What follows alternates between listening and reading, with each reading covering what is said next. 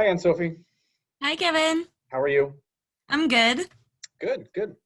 So I just wanted to reconnect with you. I took a look at your notes and I did some research on my end, and I think I'm ready to start building a budget based on the project you described. You ready? Oh, yeah, absolutely. Okay, let's see how this all adds up. So what you're looking at now is just a very basic budget template. The first tab we're going to start off with, I call the rates tab. So what this will do is calculate your starting salary, and then for each year of the grant, moving forward, grant year 1, 2, and 3, it'll show your annual amounts, and then down here, it'll show the monthly breakout. Okay. So the first person is going to be you. And based on my research at your institution, I'm going to put your starting salary at $60,000 per year. Okay. So what this shows us is that the first year, so we'll put in the application now at 60,000 with the assumption we won't start until next year. So year 1 will be 63,000, year 2, 66, and then 69. What this shows us is a raise increase of 5%. And that's standard. That's actually a little bit high. So sometimes a lot of institutions want to base it off 3%. Mm-hmm. So really whatever you think is appropriate to give yourself and your staff, an annual raise, you can put in that box there. But for now, Sounds good. we'll just stick with 5%. And for your undergraduate, we'll just name it undergrad. We'll do the same exercise, but at a base of, let's say, 12,000 per year. And the same calculation applies. So the 12,000 a year annual amount and then monthly amount. Great. So we go to the next tab, which is what we call month by month. So this is a very busy tab, but I'm going to quickly try to explain as much as I can. So this is assuming that you're going to start, see, it says June 2020, but it could really be any date. This shows the year 1 of the grant, year 2 of the grant, and year 3 of the grant, and then the calendar months that apply to that. Mm-hmm. And the reason that this distinction is important is because you'll see at the end of the calendar year, your rates go up a little bit. So if you do a quick calculation, even though we're saying it's a $63,000 a year annual salary, for year 1 of the grant, it's actually about $61,250. So it's those nuances for the month-to-month increases that I want to make sure we capture very early on, because it does compound later on down the road. Okay. But as long as you put the input the correct numbers here on the initial rates, these calculations will be done for you automatically. Sounds good. If I may, so if I understand well, the raise is applied at the first month of the calendar year, so in January. That is but correct. The grant, the way it is constructed, takes into account the fiscal year, which usually starts in June. The grant year will start whenever the grant year starts. Oh, okay. Sometimes it splits over fiscal years, sometimes over calendar year. Your sponsor will tell you, you are starting on this day, and that's when the clock starts for the 12-month period. Okay. Okay. So the next thing I want to talk about is your travel. Mm-hmm. So you mentioned that you wanted to take 2 trips, 1 domestic and 1 international. And the domestic trip, you say you wanted to start in the 2nd year. Yes. So because it is you and your undergraduate for about 5 days, I put an estimate in for about $5,000 for the 2 of you. So that includes airfare, hotel, conference registration, and per diem. So how much the government lets you spend every day for food. If you want to take yourself out to lunch or coffee, that's where that money gets calculated. So I put it in this column because this is the first month of year 2. You might not want to travel in that first month, but you want to travel at some point in year 2. So this travel can go pretty much anywhere underneath this red banner here, and it will still calculate as a year 2 cost. Okay. The same calculation can be applied for your international trip in year 3. Mm-hmm. So under this green banner here, it says year 3. And because this is trip 2,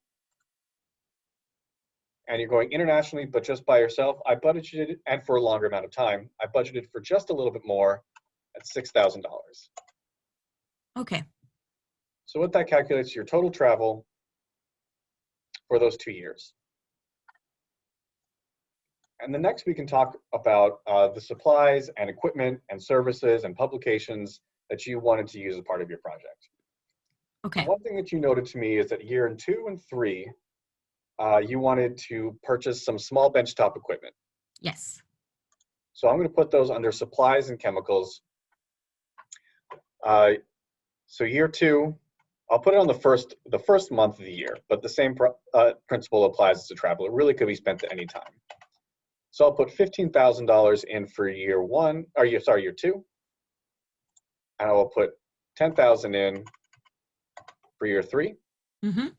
And just from my experience, I know that you're going to need a little bit of money to start the project off with. And from my experience, I'm going to add an additional $5,000 to year 1, because you might discover you need things like a new computer, a printer, just some basic supplies to get your research going. Okay. So the next category we discussed is animals. And you mentioned that you would only need animals in year 3. So we're going to jump to the year 3 column. And based on your institution and the approximate population of your animal colony, I'm going to budget around $30,000 for this. Now that $30,000 will cover the cost of actually purchasing the animals, as well as the animal per diem for your institution to make sure your animals have a place to live, are fed and watered every day, and are taken care of even when you're not in the lab.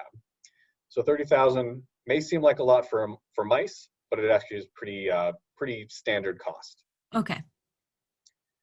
And now next we get into the rentals. And you mentioned a mass spectrometry rental as well as a growth chamber rental. Yes. So for all 3 years, the shared services model at your university has $25,000 per year for the mass spectrometry for years 1, 2, and 3. And then $5,000 per year for your growth chamber rentals. So years 1, 2, and 3. Okay. So the numbers are starting to add up, and I will show you how that's going to work at just one more tab. Yeah.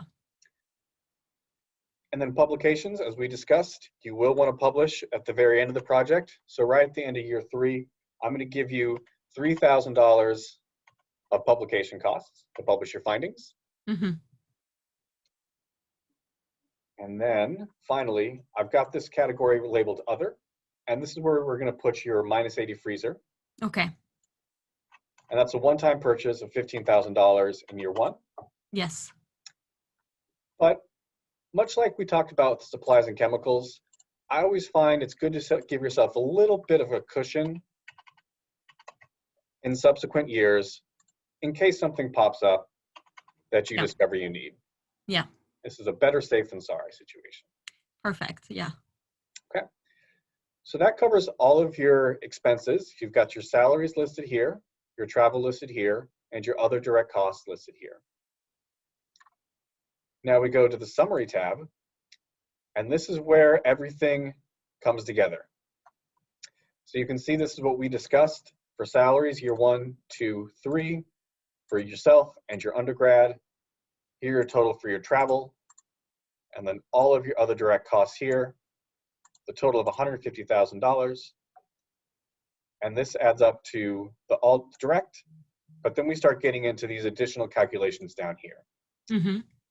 So some costs that a lot of investigators don't anticipate to begin with is what we call fringe benefits.